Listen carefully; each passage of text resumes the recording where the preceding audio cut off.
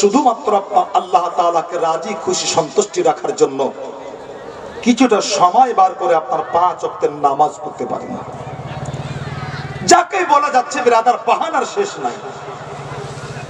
কেউ বলছে হুজুর ইচ্ছা হচ্ছে নামাজ পড়বো, কিন্তু হুজুর পারি না। আসলে কি হয়েছে জানেন?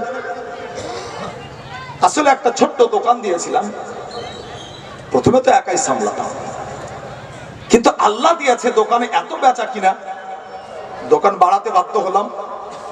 একা আর সামলাতে পারি না, 7টা কর্মচারী লাগে।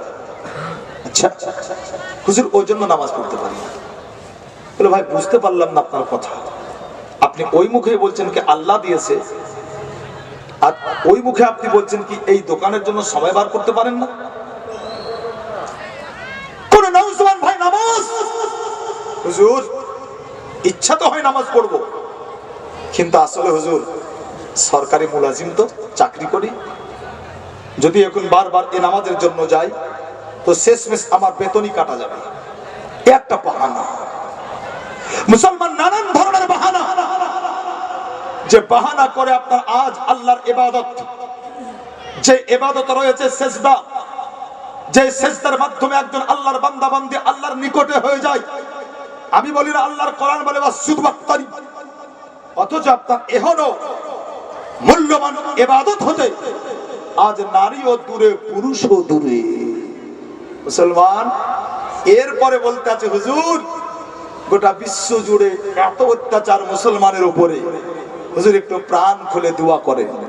হুজুর বড় আশঙ্কা হচ্ছে জানমালের। আচ্ছা কিসের আশঙ্কা? জানমালের না, আশঙ্কার দরকার নেই, কোনো আশঙ্কা নেই, কোনো চিন্তা নেই। আল্লাহু আকবার, এর জন্যই কি আল্লাহ পাক বলতে আছেন শোনো, যে মুমিন হবে মুমিনের জান এবং মাল ওটা হেফাজত করার দায়িত্ব আমি আল্লাহ নিজেই গ্রহণ করেছি। দাদা তারিখ ভুলে গিয়েছেন? তারিখ মনে আছে আপনাদের? আল্লাহু আকবার, তারিখুল ইসলাম পড়ুন, ইসলামের তারিখ মুতালা করুন। 313 ছিল, 313-এর বিরুদ্ধে 1000 ছিল। আল্লাহ নবীর কাছে এসে অভিযোগ করলে হুজুর তারা অনেক, আমরা 313, তার মধ্যে কিছু ছোট্ট বাচ্চা, তার উপরে অস্ত্র শস্ত্র সেই রকম নাই।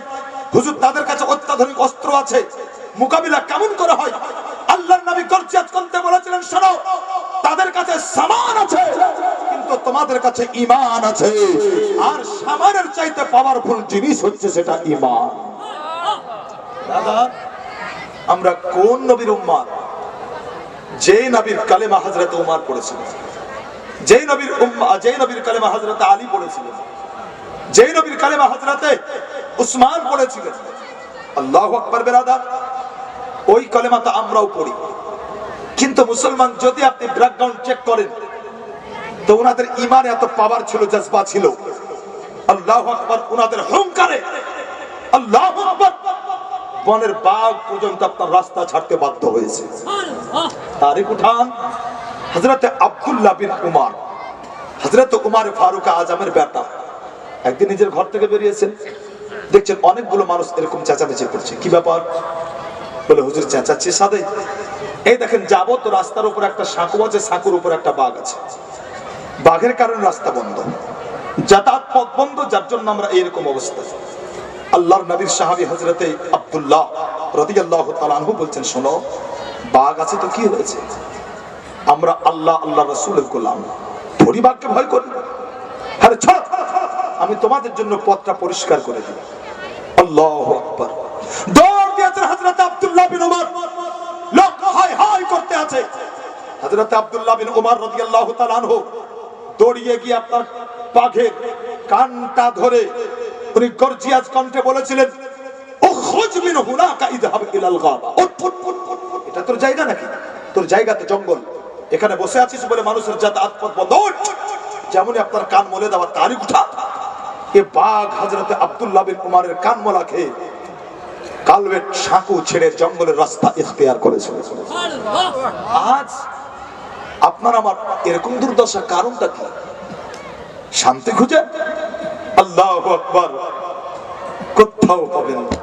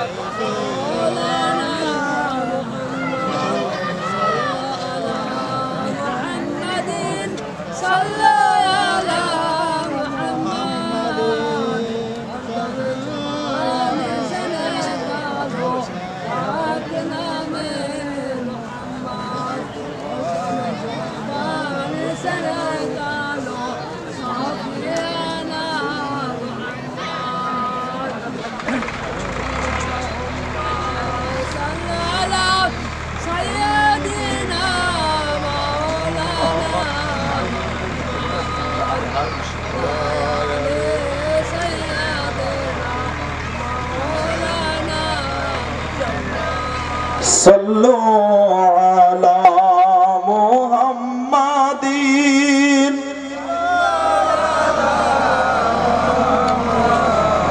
জমিন আসমানে সারা জাহানে আর দেখি যেখানে নামে মোহাম্মদ, দেখি যেখানে নামে মোহাম্মদ। একটু জোরে বলবেন না আপনারা সুবহানাল্লাহ। গজলটা পড়বো বাবু? মাশাআল্লাহ, লাইনটা গেল একটু মাশাআল্লাহ। আপনাদের একাগ্রতাও চলে আসবে।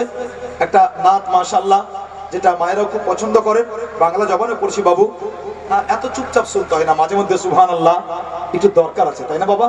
সুবহানাল্লাহ দরকার আছে আপনার, এতে মাহফিল মাশাআল্লাহ বিরাদাত জিন্দা হয়, একাগ্রতা আছে। আর যে বলে মাশাআল্লাহ তারও আপনার মাশাআল্লাহ খুব ভালো হয়, সে আপনার বড় খুশি হয়ে আপনার আরো বলে। অতএব এটা আপনার অভ্যাস করুন। আর সুবহানাল্লাহ তো আপনার বড় আপনার নেকির আপনার কাজ, এজন্য কি যে সুবহানাল্লাহ বলে আল্লাহু আকবার বেশুমার সওয়াবের অধিকারী হয়। মুসলমান না নাতে পাক তো পড়বই বিরাদার। সুবহানাল্লাহ আমি কেন এত জোর দিলাম বিরাদার? চলুন একটা ছোট্ট করে আপনার ওয়াকিয়া শোনাই, তারপরে নাতে পাক শোনাবো। এই দুনিয়াতে আপনার আল্লাহ পাক রব্বে কায়নাত অনেক ওলি পাঠিয়েছেন বিরাদার। আল্লাহু আকবার। মুসলমান যে ওলি গণের মধ্যে আপনার একজন আপনার ওলি, যার নাম হচ্ছে হযরত জুনাইদ বাগদাদি আলাইহির রহমা। হযরত জুনাইদ বাগদাদি আলাইহির রহমা এক সময় আপনার কয়েকজন মুরিদানকে সাথে নিয়ে হযরত জুনাইদ বাগদাদি আলাইহির রহমা একটা কবরস্থানের ধার দিয়ে যাচ্ছিলেন। হঠাৎ করে উনি আপনার কবরস্থানের মধ্যে প্রবেশ করলেন। আল্লাহু আকবার। বিরাদার মুরিদানগণ ওনারা আপনার পীর সাহেবের সাথে কবরস্থানে আপনার প্রবেশ করেছেন। আল্লাহু আকবার। আল্লাহ পাকের ওলি হযরত জুনাইদ বাগদাদি আলাইহির রহমা উনি আপনার হঠাৎ করে একটা প্লেন জায়গাতে, একবার সাদা জায়গাতে দাঁড়িয়ে হযরত জুনাইদ বাগদাদি আলাইহির রহমা বলতে আছেন, আসসালামু আলাইকুম ইয়া হাফিজ কোরআন। বলে আহলে কবর তোমার খবর বলো। যত মুরিদ ছিলেন ওনারা খুব অবাক হলেন। ওনারা খুব অবাক হলেন, কি ব্যাপার গো, একসঙ্গে চারটা পাঁচটা উঠছেন, কারণটা কি আপনার? একই সঙ্গে কি চারজন পাঁচজনের খুব দরকার পড়ে গেছে? মাশাআল্লাহ ফজর পর্যন্ত আপনার জালসা চলবে। এ ভাই যারা পিছনে আছেন এগিয়ে আসেন তো, মাশাআল্লাহ এগিয়ে আসেন। যাক অসুবিধা নাই, পরোয়া করি না আপনার। তার কারণ মানুষের পরোয়া করতে জালসা কোনোদিনই করিনি, আজও না। আল্লাহু আকবার। কসম খোদার আপনার যতক্ষণ এ গুনাহগার স্টেজে থাকে তো আল্লাহ তাআলার বড় রহমত আপনার বড় দলিল সহকারে আলোচনা করা আজও করছে মাশাআল্লাহ, আজও করছে। আপনার এ করতে করতে 23 বছর কাটছে বাবু, 23 বছর কাটছে আপনার। আল্লাহ তাআলার রহমত। দিল লাগান বিরাদার, ঈমান তাজাই হবে যদি আপনি অন্তর দিয়ে আপনার শোনেন। আর যদি মাশাআল্লাহ বিচার বিবেচনা আপনার একটু আলাদা হয়, সেটা আপনার ব্যক্তিগত ব্যাপার বিরাদার। আল্লাহ পাকের কসম, মুসলমান যদি আপনি হাকিকাতে মুসলমান হন, না নবীর কথা শুনে আপনার দিল চটবে, না ওলির কথা শুনে আপনার দিল চটবে। আল্লাহ পাক পয়গম্বর দুনিয়াতে পাঠিয়েছেন। আল্লাহ পাকের দুনিয়াতে অনেক ওলিও আছেন, তার কারণ 40 জন আবদাল যখন দুনিয়াতে থাকবে না তো দুনিয়া আর আল্লাহ রাখবেন না, এটা সহিহ হাদিস থেকে প্রমাণ আছে। হ্যাঁ, অতএব ওলির নাম শুনে যদি আপনার গায়ে 106 ডিগ্রি জ্বর চাপে, আপনি ভেবে নেন কি আপনার ইমানে কমজোরি আছে। ওলি আপনার আছে, এটা কোরআন হাদিস থেকে সাবিত।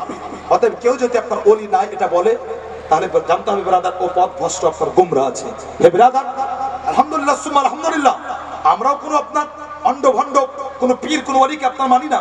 আমরা তো হাক্কানি ওলির মাশাআল্লাহ সম্মান করি, যে সত্যিকার আপনার শরীয়ত মোতাবেক আপনার চলে এবং শরীয়ত মোতাবেক চলার আদেশ করে। আল্লাহু আকবার। বিরাদার যে ওলির নাম আপনাদেরকে শোনালাম উনি যেমন তেমন ওলি নন। আল্লাহু আকবার। হযরত জুনাইদ বাগদাদি আলাইহির রহমা আপনার একটা জায়গাতে দাঁড়িয়ে বলছেন, আসসালামু আলাইকুম ইয়া আহলে কবর হাফিজ কোরআন, খবর বলো। মুরিদানগণ বলতে আছে, হুজুর এটা কবর? বলে হুজুর কোনো নিশানি নাই। বলে আমি বলছি এটা কবর। বলে হুজুর এটা তো মেনে নিলাম কি এটা কবর, কবরস্থান, কবর থাকতেই পারে, কিন্তু এটা যে কোনো হাফিজ কোরআনের কবর, এটা আপনি কেমন করে জানলেন? আল্লাহর ওলি হযরত জুনাইদ বাগদাদি আলাইহির রহমা বলছেন, শোনো, শুধু এটা হাফিজ কোরআনের কবর এটা নয়, বরং আল্লাহ তাআলা তোমাকে পাওয়ার দিয়েছেন এই কবরস্থানে কতটা কবর আছে, আর প্রত্যেকটা কবরের খবর পর্যন্ত আমি জুনাইদ দাঁড়িয়ে দাঁড়িয়ে বলে দিতে পারি। কেমন করে? নবী বলেছেন, ইত্তাকু ফিরাশাতাল মুমিন ফাইন্নাহু ইয়ানজুরু বিনুরিল্লাহ।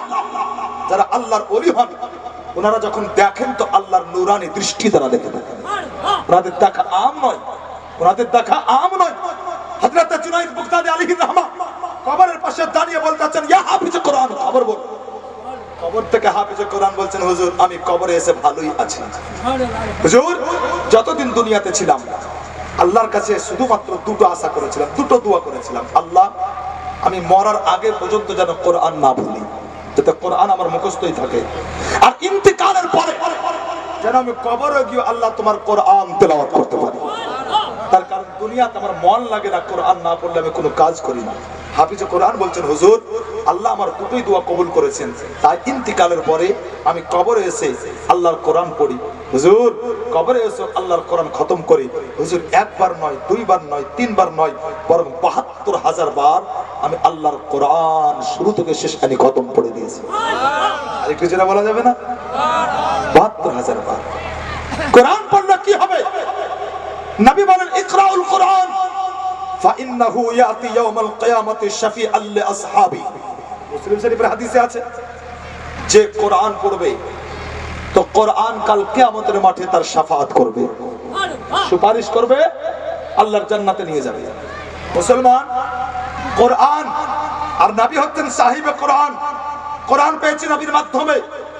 একটা কথা ভাবুন তো, যদি কোরআন সুপারিশ করে আর কোরআনের সুপারিশ কবুল করে, আল্লাহ যদি কোনো বান্দা বান্দীকে জান্নাত